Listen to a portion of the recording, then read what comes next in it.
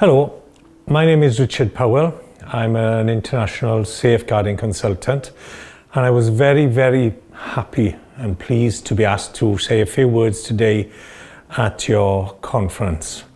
I know we are in the very capable hands of Fiona today, but I thought I'd just send a message of encouragement, which I hope will help you somewhat along the journey. I'm going to talk about 3 areas very briefly, so I won't keep you too long. The first one is to talk about the journey that our sector is on, a journey from denial to determination.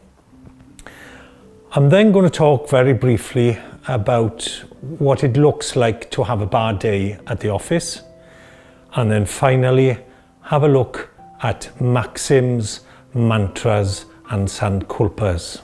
That sounds very exotic, but is very simple. So as I was mentioning, I've got around 20 years experience in the field of safeguarding and international child safeguarding. And I've seen that as a sector, we've been on a journey. And in the early days, that was a journey that was marked by denial. I think we're in the phase now where we've moved away from denial as a sector to having real determination to really grasp this opportunity that we've got. There's been this huge focus of attention on the issue of safeguarding as a result of some well-publicised cases. But really, this is our opportunity for us all to move from denial to determination. Particularly in the early years, there were organisations, there were parts of organisations that said, well, this safeguarding stuff is interesting and of course it applies to some people, but we simply don't have that sort of issue in this organisation. We're a very strong values-based organisation. Sometimes we're a religious values-based organisation. So the sort of issues that come up in safeguarding simply don't apply here. And that was at one time a very common approach. But we've seen a move away from that.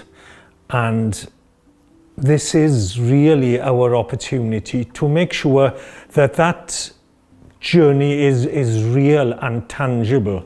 And that when we use phrases like zero tolerance, that actually means something. So that real, genuine accountability and transparency are observable in our sector. There is no worse betrayal of our values than the attempt to cover up or ignore issues of safeguarding. That is about the worst betrayal of what our organisations are about, really. So please see this as an opportunity, not a threat, and let's all move forward as a sector away from any denial at all to a real determination to make this historic moment really have an effect on our organisations and the way in which our organisations behave. I was asked recently, what does a bad day in the office look like to you, Richard? And I thought I'd share with you a couple of bad days at the office.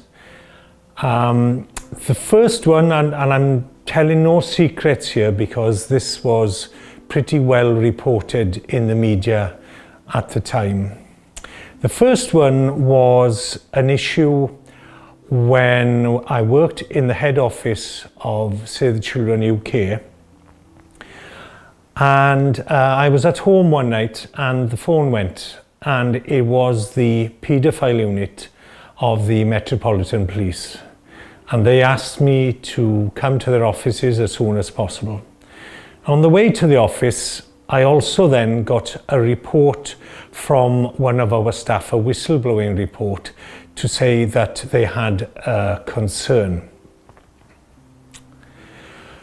Well, it turns out, to cut a very long story short, that for a period of a few weeks, somebody who was an accountant had managed to be recruited and employed in Save the Children's head office in London. We later found out that this person was the member of an international ring of sex abusers, the absolute worst sort of person that should be working in our organisation. This person was well respected within his team. He was thought to be a hard worker, and everybody liked him in the team. I used to walk past his desk to go to my desk. But what we later found out was that even at his desk, he was trying to make contact with children. And the sentencing judge made the comment when he was sentenced to, I think it was 7 years imprisonment, that he had used the attempt, had made the attempt to get a job with Save the Children because it would enable him to access children. Because when you work for an agency like yours and mine, you're in a position of power, trust, authority. And if you've worked in the field, you know exactly what I'm talking about. And the judge reckoned that that's why he'd come to Save the Children. And even in an open plan office, when we checked his computer, we found that he had been trying to access children.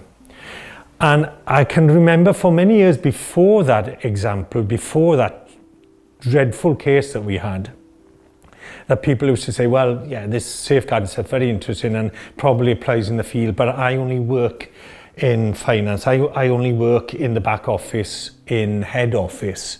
So I don't really need to do my safeguarding training, really don't need to be inducted into safeguarding. Now, strangely enough, nobody ever then said after that case, well, I work for finance, so this doesn't apply. So that was a big, big wake-up call for us. And I really wouldn't like any of you to go through what this person's manager went through as a result. So I'm hoping that if anybody ever tells you, well, this isn't really relevant to us, just bear in mind that safeguarding is everybody's responsibility across the whole range of your organisation's functions. There's another bad day at the office, and this wasn't my office, this was another organisation that I'd worked with, and their chief executive shared her worst day at the office, and it was a different sort of case. It was a really grey area sort of case. For many years, one of their managers had been working across a number of developing countries. And wherever this person went, there were rumours. There were gossip amongst the staff.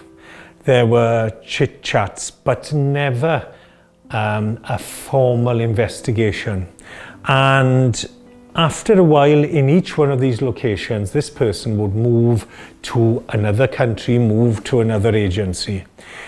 And now that our understanding of safeguarding is that much stronger, the chief executive really feels, was there something really going on there? The nagging doubt that really we should have stopped everything, we should have had a full and deep investigation. And of course that question will never be answered because they don't know where this person is now, don't know where he's working. So again, that was a very different, but again a difficult issue in safeguarding. And again, there's perhaps some lessons there for us, that where there is doubt, where there is a concern, even if it's not confirmed, then the whole safeguarding approach really does need to be used. And finally, to close, a reminder that although safeguarding can seem quite a complex issue, fundamentally it is a simple issue. And what I have found, and a number of organizations have found, that to use a mantra or a maxim is very helpful in these circumstances. I'm a very poor practitioner of yoga, and those who practice yoga will know that another aspect of mantra is this idea of a sankalpa. So what is your deep intention, and can you express that deep intention in a small number of words? So I'd encourage you today to spend a little bit of time thinking about what is your sankalpa, what's your deep intention, what is the mantra that you're going to use when you approach safeguarding. In organizations that I've worked with, we use 2 or 3. And the first and most obvious one is do no harm. We also use the Secretary General Bulletin's phrase, to serve with pride. And another one I've found helpful is to make your organization a safe organization. Somebody reminded me recently that 20 years of work with Save the Children could be boiled down to 5 or 6 words. Make Save the Children safe for children. Now, I think we went some way down the road with that, but again, we're still on a journey there. But I hope that you can come up with a mantra that is simple and concise and does explain your deep intention to make your organization a safe organization for the people who work inside that organization, to the people that you are extending benefit and trying to help, and to the communities where you are operating. So again, thank you very much for the invitation to say a few words to you today. I hope you have a great conference. I've got every faith and deep affection for Fiona and her work. I know you're in very, very capable hands. We are hoping that we will be able to arrange some quite detailed webinars where we could take some subject areas, the areas that you identify, and use little learning groups and webinars, and all the ways in which we can use some clever technology and some very old technology to help you on your journey, and to build up a network of people who are committed to the highest standards of safeguarding. Standards that I know that you want to apply, but also the fact that you are working to values that really mean something for you and your organization. So I'm hoping there will be other opportunities to engage with you. But first of all, thank you for the invite. It's been an absolute pleasure, and I do wish you well for the rest of the day. Diolch yn fawr.